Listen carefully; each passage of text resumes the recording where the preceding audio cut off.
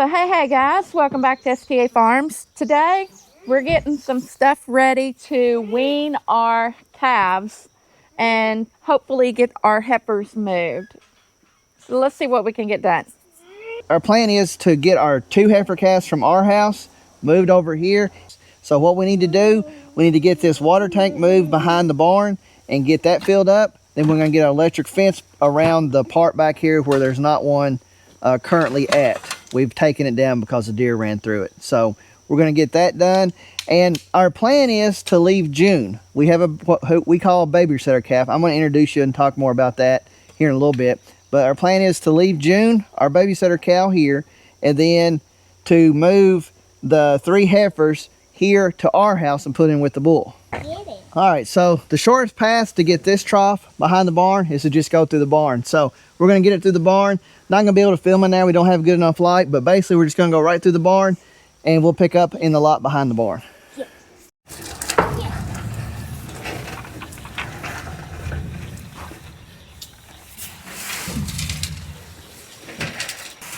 All right, so we'll get the trough set up here. Stay right here. As you can see, I've already got the water hose here.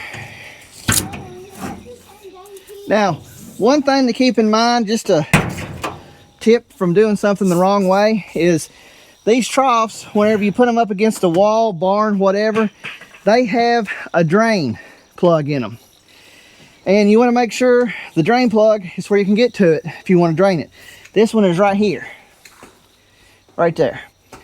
And I have been known in the past to forget that, put the drain plug in the back, and then need to move the trough and have to scoop it out 5-gallon buckets at a time. So just a quick tip. Our calves that we're going to be moving over here is Annie and Allie. Annie's bigger than Allie. They're just different genetics. But with Allie, she's a little bit smaller, and she'll be able to drink out of this trough, but I don't know that she'll be able to reach the very bottom.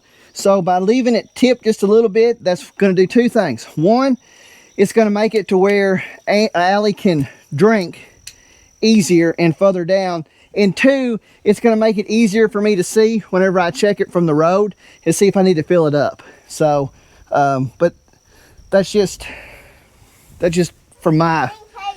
It makes it easier for me. Now, they do have access to a pond here, but we're coming out of a drought and there's just no water for them to be able to get to. So that's why we're running this trough here and just going to keep it full with them.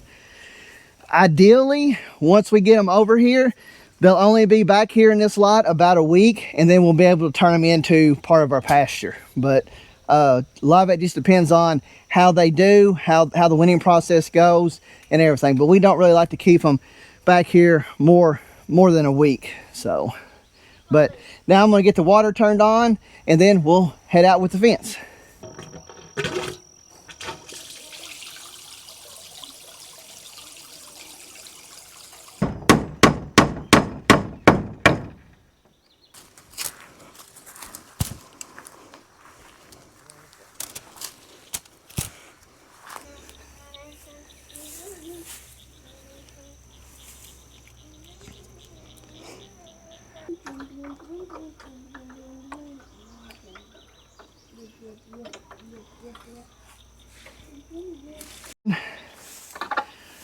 Okay, so we've got this started. Now I need to put a T-post insulator in up here and then try to get this wire pulled tight and then head up that direction with it, and that should be good. So we'll see what we can get done. This heavier gauge wire, I think it's, I don't know if it's 14 or 12. Actually, I think it's 12 gauge wire. It is great running around fields where you got deer pressure and things like that, because it will not hardly break. It'll break the insulator, but it won't break the wire. But using it in just a little small space like this, it can be a pain, especially if you try to reuse it. But you know how it is. You just use what you got. So, but, and also, part of this is my fault, because when I rode this up, I was bush hogging back here, I guess, and I was wanting to get it done, so I didn't take as many pains as I probably should have, keeping it neat. Full disclosure, I wasn't planning on using it again. I was planning on replacing it, but we just decided to reuse it. So, hang on. What? Oh yeah, he's got the door open. I see that. You figured it out. Good job.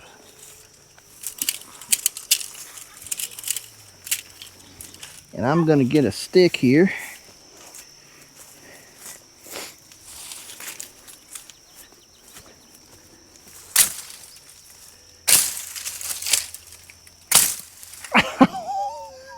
It backfired on you, didn't it? Come back and got you. It did. Here. Thankfully, it's dead, so it didn't hurt that bad.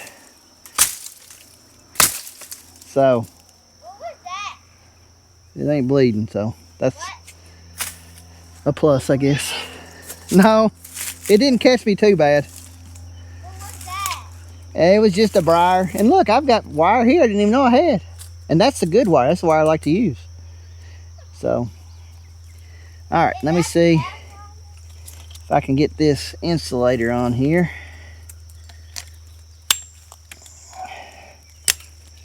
I want it to go closer to the wood line so they got shade.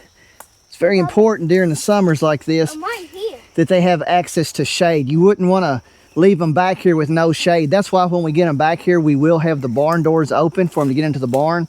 Otherwise, they wouldn't have shade until the evenings. So, oh, thank you. Thank you very much for holding that up for me. Okay. Now, we got some insulators already nailed in up here. So what we'll do, Brandy will take it up here, and then we'll have to put a Already got it off. and then we'll have to put a temporary post here to keep it all off from the briars. Which actually, when I bush hog this, Brandy, I'm sure you can tell. You got pretty close. Yeah, I was able to actually get close to the, because the wire, I took the wire up. So I was actually able to bush hog it. So now what we'll do right here is we will need to pull off of that. But before we do, we'll need, so from this insulator right here, Hey, Poppy. back there, as you can see, if we done it like that, it would be all in these weeds. Which, quite honestly, no further than what this is and no more weeds than what that is, it would probably be all right. But I'm going to get a temporary post and keep it out from that. So that means when I pull it tight on here, I need to leave it a little loose. Not much, but a little. And I'll let Brandy hold the camera here while I do that. So I'd normally pull it to about right there. So I'm going to let off of it just a little bit. And since we're going straight, we don't really have to worry about going behind that. If we was making a corner like we did down here, we'd need to go behind here. But right here, we don't have to.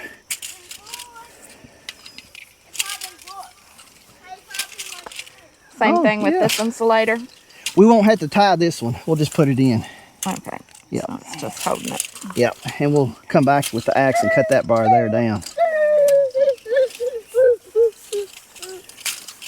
And we'll have to have a temporary one here. Actually, I think we're going to have a... Well, if we've got enough, I tell you what, Brandy, if we got enough to go to that T-post, let's just go to that T-post and not worry about tying it. Because since they're only going to be back here for about a week, then that won't matter. Okay. Yeah, I think we're going to have enough. Yeah, they're going to stay back here about a week. Is it going to go there? Yeah, it's going to go to the Oh, yeah. Move them out. Okay, so what we'll need to do here, we'll need to leave it right there. Just kind of, don't pull it all the way tight. Just go ahead and tighten it. Yeah, do it like that. All right, that's fine. And what we'll do, we'll get the temporary post back here and hold this out because we do not want it touching this gate because then it will ground out if it does. And we want to kind of hold it out from these briars here. So, okay, so we got that run. Now we're going to go up here and get our post and we're going to get them put in the ground and then get it pulled off this fence. And then... Poppy, I'm coming. I'm not coming. We'll pretty well have That's it. fine. Get the hammer for me. That'll basically be it unless you think we need something right here in this corner. We don't have anything here. I don't see them getting through this corner. It ends right here, which Yeah. we won't have this electrified, which, like what I was telling you guys earlier, they have access. There is a pond here and you can see it right here. But two things. One, we have been in a drought, which we just got like 4 inches of rain. So we're probably not technically in a drought, but it's taking a while to fill the ponds and stuff up. But number two, with the cattle being able to be on this side, they love to come down here and stand. and it gets basically builds it up from where they stood here. I don't know if you can see it on camera. It kind of creates an artificial dam, so the water in the pond has to be up about another, looks like, I'd say 4 inches, 3 to 4 inches for it to start coming over here. Now there are spots where it is over here. I don't know if it'll show up very well, but like right there, it is, and it started coming in here. What I need to do, I need to clean this out or have this cleaned out. I just haven't, but that's why we're having the water tank. And actually we need to check the water tank because it might be overflowing. No, it's not overflowing, but I can see it's at the top.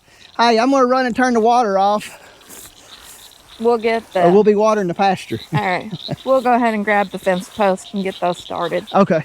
All right, so I grabbed 2 posts and I'm gonna take care of pulling the fence off of the briars on this section.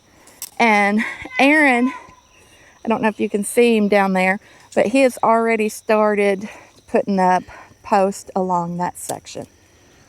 So I'll put it about right here and it'll pull it off. Got it? Yeah, so we got this. Now, folks, I know you can't tell, it's kind of overcast, but like I said earlier, there's no shade hardly back here unless it's late of the evenings, late afternoon, early evening, because the sun sets that direction. So of the mornings, the sun comes up over here and it sets over here. And one problem with keeping the electric fence off the actual boundary fence, or the fence going along the edge of the road here, is this is where their shade is. And I know you can't see it on camera, but right down there underneath that cedar tree, and then again right up here in this corner, that's where the cattle usually bed down whenever I don't have the electric fence up here. So we are taking part of their shade. At least this is pushing their shade back to probably 5, 6 o'clock. So that's why we're going to be leaving the barn doors open for them to get in out of the sun. They'd rather be in the barn. Honestly, when we got over here this morning, it was overcast, and I don't know what the temperature is, 75 degrees, not that hot. And the cattle, well, they was in the barn. I don't know what it is about our cattle in the barn. They'd rather be in the barn than out picking, I think. But anyways, so with that being said, we are keeping this electric fence off this fence, and we're going to keep the barn doors open for them so they have plenty of shade and can get it out of the sun. This is just what happens. They'll be out here picking of the mornings. Then about 9, 10 o'clock, they'll make their way into the barn, and they'll stay in the barn until I come over here to feed. I usually feed around 1 to 2 o'clock in the afternoon. Then they'll get them a drink. They'll go back in the barn, and then about 5 o'clock in the evening, when it cools off more, they'll come out. And usually they bed down outside the barn for the night. So, and I suspect that's what's going to happen. But like I said earlier in the video, we're not planning on keeping them back here no longer than we have to. And we're looking at about a week, hopefully no more than a week. So, but have you got it up here? Yep. Okay, so we got it here. And then I think the next thing to do is just hook up the box, isn't it, and test it? I think so. Yeah, so we'll get the box hooked up, and then we'll let Brandy touch the fence, see if it's hot. Ha ha ha. Oh, you need me to pick you up? Why is it Side by wet? side. No! You hold me!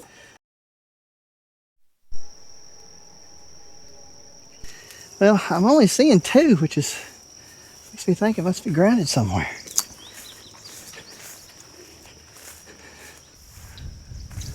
Oh, hon, it's on the barbed wire here. Okay, so after a miscommunication on Brandy's part, I figured out that the fence was grounded out because the gate was on a barbed wire. Aaron didn't specify which gate. So let's try it again. Hear that pop? Yeah, it's probably not going to show up on camera, but it's got 5 popping lights, which is exactly where we want to be. So let's go over here and test this side, which should be the same. And then if that's good, we will unplug it and fix this gate, and that'll be good back here. Sounds good. 5 popping lights over here. So that's exactly what we wanted to see. I'm going to get in here. I'm going to unplug the fence, and then we're going to fix the gate up here. And then this lot should be good to go.